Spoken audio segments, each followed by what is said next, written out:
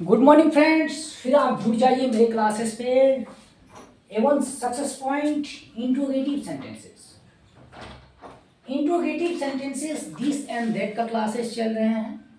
This और that के classes अभी और एक दो दिन और लग सकता है। तो रूल्स में है जिसे स्ट्रक्चर आप कहो ना, रूल। दिस दैट, ये तो अफर्मेटिव के लिए है, सॉरी अफर्मेटिव वाला आपको नहीं पढ़ना है। यहाँ लिख देता हूँ स्ट्रक्चर।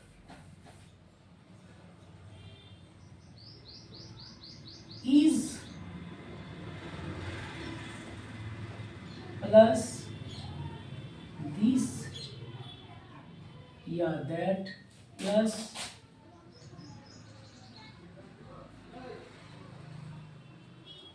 ए या an plus countable noun, countable noun. Okay, इसे आप माइंड पे रख लीजिए, बेस्ट फॉर यू।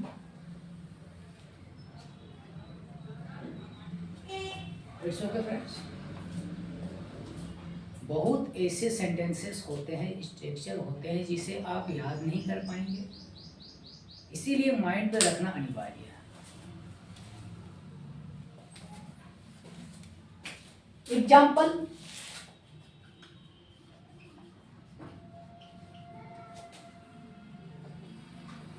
क्या हुआ, एक किताब है। क्या वो एक किताब है? क्या वो एक किताब है? अगर आपको रिप्लाई यस नो पे देना है, हाँ यह एक किताब है।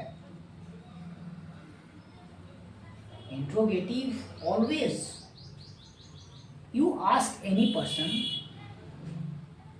क्वेश्चन। It's okay. आप किसी एक दूसरे के साथ, किसी अन्य पर्सन के साथ आप क्वेश्चन पूछते हैं, इसी को इंट्रोगेटिव कहते हैं। क्या वो एक किताब है? आप अगर जवाब देना चाहते हैं हाँ यह एक किताब है, नहीं ये एक किताब नहीं है।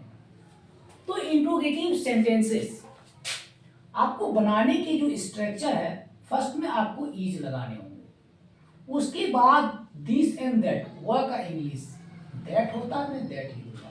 और मैं आप लोगों को पहले ही बता चुका हूं कि जब भी आप इज फर्स्ट लेटर कैपिटल लग जाए तो फिर आप और लेटर्स को कैपिटल नहीं लिख सकते हैं। जब अगर प्रॉपर नाउन आएंगे तो वहीं पर आप कैपिटल लगाएंगे, अदरवाइज नहीं। तो इज दैट अगर आप इसे यस नो पे जवाब देना चाहते हैं तो लिखिए यस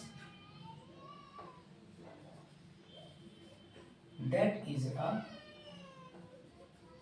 बुक। अगर नो पे जवाब देना चाहते हैं तो नो लिखिए, नो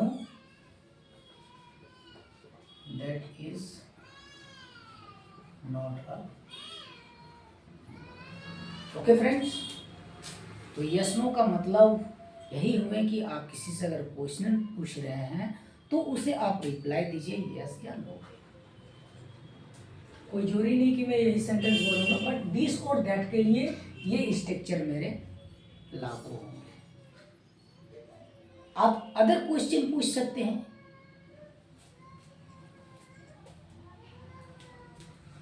क्या तुमने आज मार्केट से सब्जी खरीदी? हाँ, आज मैंने मार्केट गया था और मैंने सब्जी खरीद के लाया। ओके, इसी तरह क्या तुम्हारी मोबाइल खरीदा? न्यू मोबाइल है? हाँ, मैंने न्यू मोबाइल खरीदा। रियलमी, रियलमी से मैंने पढ़ाने के लिए स्टार्ट कर रहा हूँ। ओके फ्रेंड्स, एक दो एग्जांपल्स ले लेते हैं। क्या यह एक मार्कर है? क्या यह एक मार्कर है? इसे मार्कर कहते हैं। जैसे जिससे मैं लिख रहा हूँ, easy to erase wife. Okay friends, क्या यह मार्कर है? Is this a marker? Yes, this is a marker.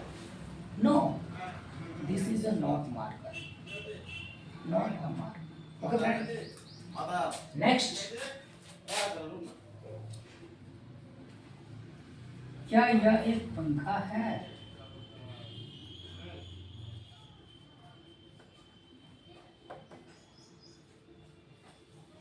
Is this a fan?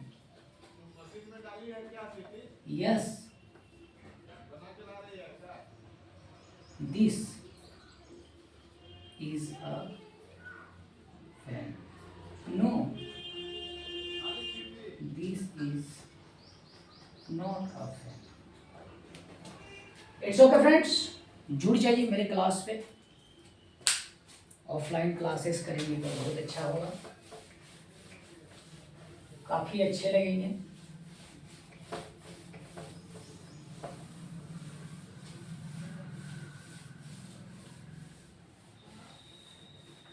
Sentences देता हूं मैं आपको बनाने के लिए, घर पे बैठे हुए बनाइए। मैं उन बच्चों को कह रहा हूँ घर पे बैठे हुए बनाइए जो हमेशा मोबाइल देखा करते हैं, वो स्कूल नहीं जाते हैं और हमेशा वो मोबाइल से ही देखता है, पढ़ता है। तो उसके लिए मैं कह रहा हूँ कि आप ज़्यादा वक्त मेरे लिए मत दीजिए।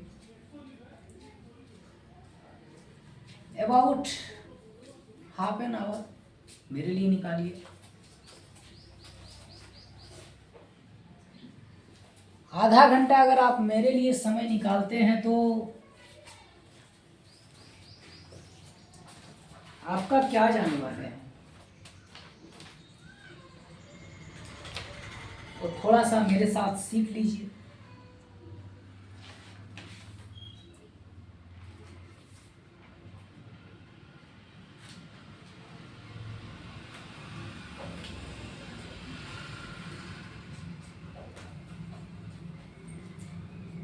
कुछ क्वेश्चन देख रहा हूं मैं यस नो के लिए, बट ढूंढ नहीं पाएंगे कि ये कहाँ पे है, कहाँ पे नहीं है।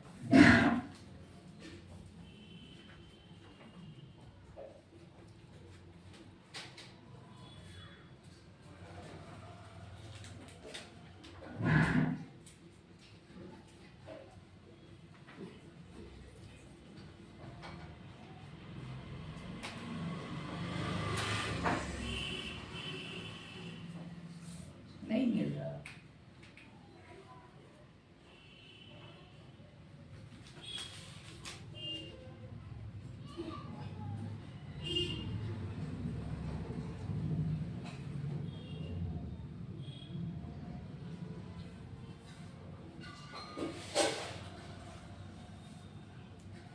थोड़ा सा ट्राई कर रहा हूँ, मिल जाए तो अच्छे है।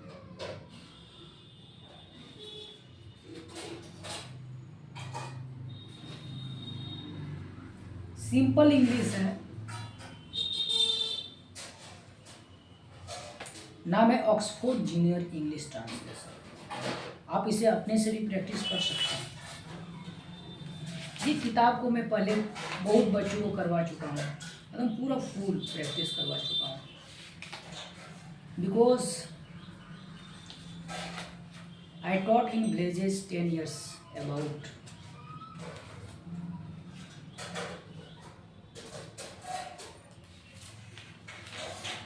और इसी से मैं कुछ पीडीएफ बना रहा हूँ। कुछ पीडीएफ जो मैं तैयार कर रहा हूँ वो मिली जुली है, और कुछ अपने से सेंटेंस और स्ट्रक्चर भी कुछ अपने से लिखता हूँ जो किताबों में नहीं है।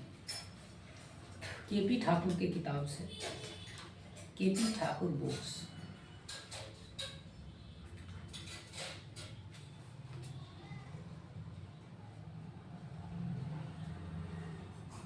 तो उस तरह का सेंटेंस नहीं है इसमें। ये ऑक्सफोर्ड जूनियर इंग्लिश ट्रांसलेशन बहुत ही ईजी है। आप अपने से भी प्रैक्टिस कर सकते हैं।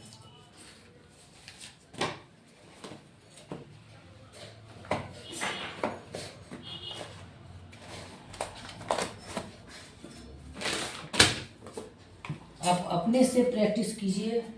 अ practical guide to English translation and composition, K P. Thakur, the best book. इनके 3 पार्ट ऑफ आपको मिल जाएंगे, ट्रांसलेशन एंड इंग्लिश ग्रामर के लिए। बहुत ही हैवी बुक्स है। आप इसे जब पढ़ोगे तो लगेगा कि हाँ, मैंने इनके 2 किताबें लिए थे ग्रामर के लिए और विथ ट्रांसलेशन उनके साथ मिला हुआ है, जो फर्स्ट पार्ट और थर्ड पार्ट का किताब तो मेरे पास है, बट फर्स्ट पार्ट का जो किताब था वो कोई निकाल लिया मेरे बैग से, मिलता नहीं, अब वो खो चुका है। अभी तो कीमत भी ज़्यादा हो चुका है, लगभग 175 200 के आसपास हो चुके हैं। पेजेज के दाम बढ़े हैं तो किताबों के भी दाम बढ़ चुका है।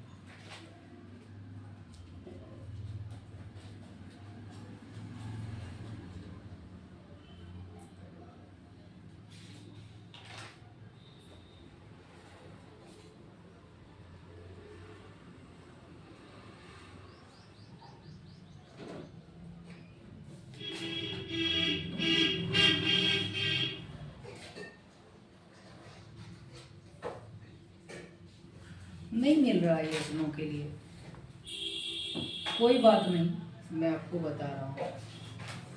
देख रहा हूँ कि थोड़ा सा और अगर अच्छी तरह से डिफिनेशन है इनके दिए गए कुछ सेंटेंस तो मैं लिखवाऊंगा आपको।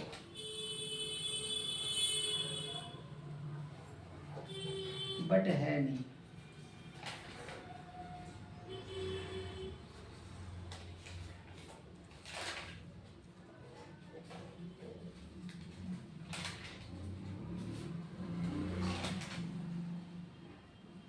ओके, है नहीं, छोड़िए, हटाइए। मैं आपको अपने से ही सिखाता हूँ। इससे भी कुछ मैंने सेंटेंस लिखा हूँ, क्योंकि उतने सेंटेंस माइंड में आएगा कहाँ से। लिखना तो जरूरी है।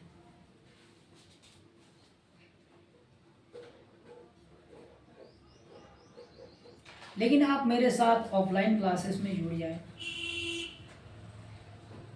बेस्ट रहेंगे।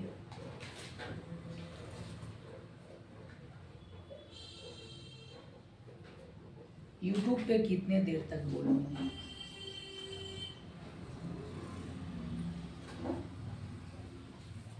नहीं मिल रहा है, रहने दीजिए, कोई बात नहीं, फिर देखा जाएगा अगर मिले कहीं। 13 मिनट्स हो चुके हैं। पढ़ा रहे थे इंट्रोगेटिव, जिसमें से कुछ सेंटेंस आपको मैं बनाने दूंगा, आप बना लेंगे तो बेस्ट ऑफ है। और मैं आपको क्या कहूँ,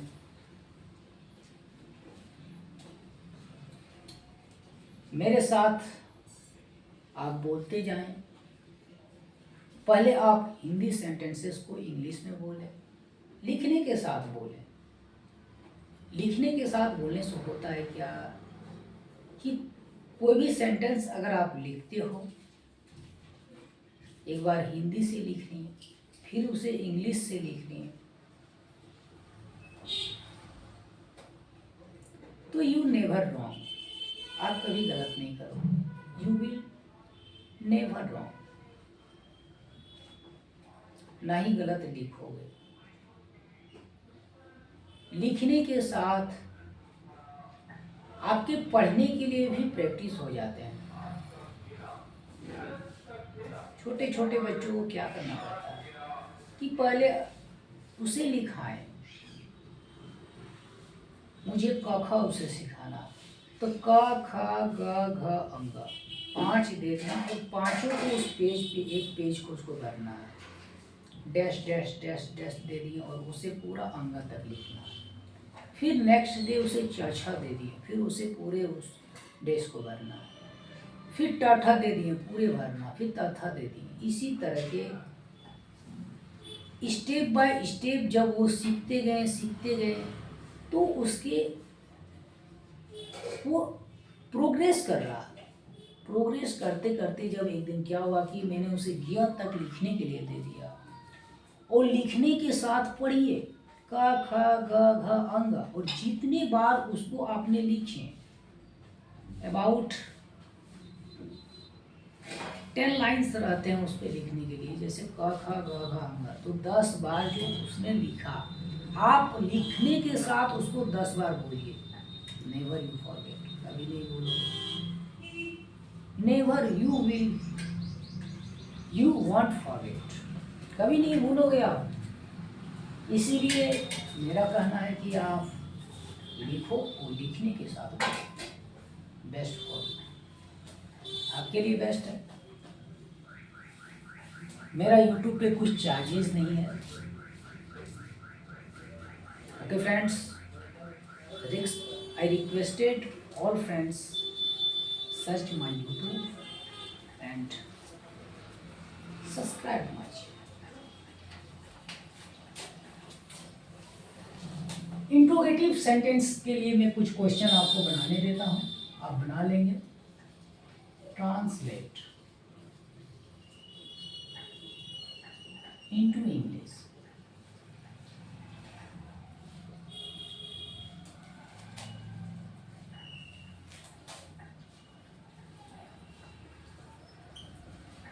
क्या यह एक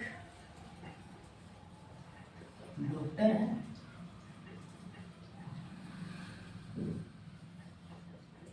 क्या वह एक नर्स है? मेरा राइटिंग आप पहचान पा रहे हैं ना? अगर नहीं पहचान पा रहे तो थोड़ा सा मुझे जो वर्ड्स है इसे बड़ा बड़ा थोड़ा सा लिखना होगा, अगर नहीं पहचानेंगे तो। क्या यह एक पर्स है?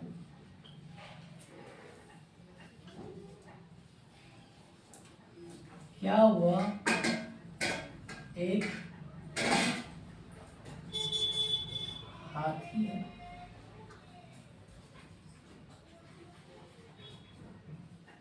क्या यह एक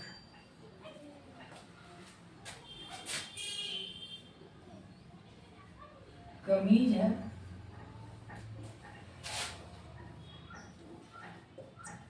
क्या वह एक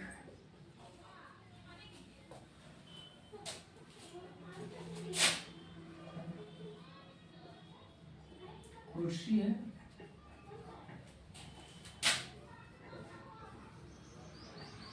क्या वह एक बिल्ली है?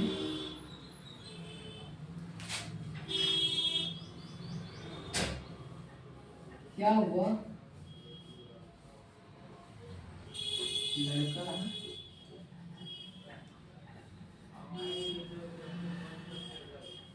क्या यह लड़की है?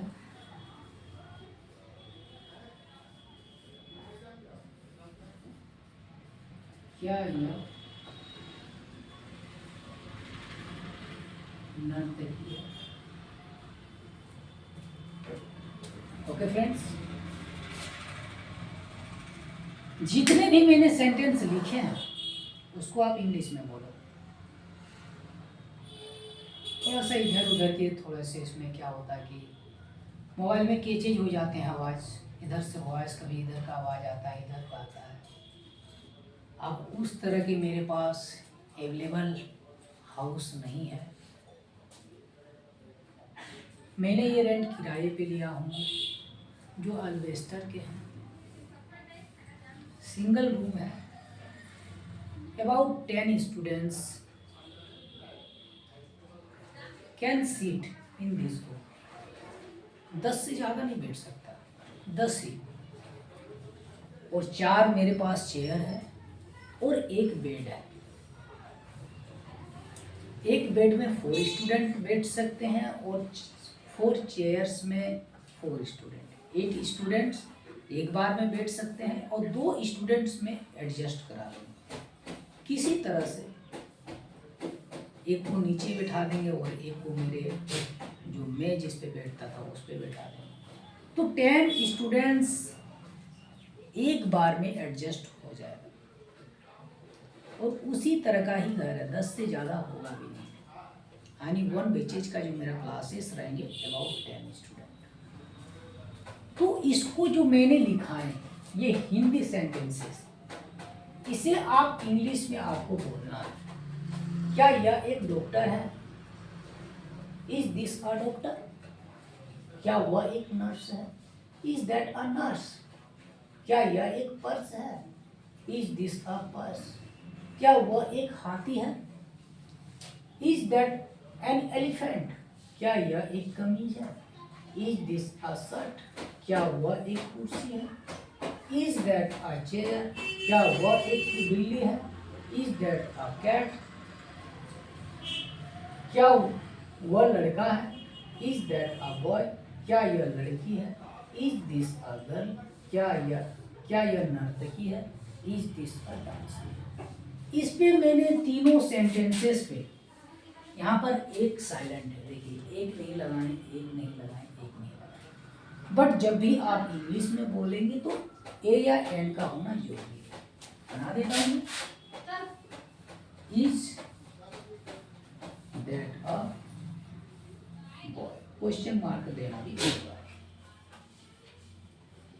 इज दिस अ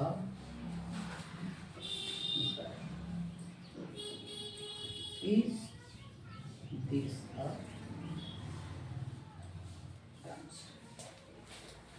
अगर नाउन के पहले नाउन का अगर फर्स्ट लेटर मेरा वॉयल साउंड में आएंगे तो वहां पर एन लगाएंगे, अदरवाइज नहीं। मैं आपको हिंदी टू इंग्लिश बोल के आप लोगों के पास पेश किया। आप लोगों के तो आप लोग इसे कोशिश कीजिए कि मैं इसे डायरेक्टली इंग्लिश में ही बोलूँगा, हिंदी नहीं। एकदम हिंदी कोई बोलना ही नहीं है। अगर आप बहुत ही इंटेलिजेंट है तो आप हिंदी बोलोगे क्यों? आपको हिंदी का जरूरत ही क्यों है? आप डायरेक्टली इसे इंग्लिश बोलो ना, हम लिखते जा रहे हैं, आप इंग्लिश बोलो। Is this a doctor? Is that a nurse? Is this a purse? Is that an elephant? Is this a shirt? Is that a chair? Is that a cat? Is that a boy? Is this a girl? Is this a dance? Okay? जुड़ रही है मेरे साथ इन YouTube and offline classes.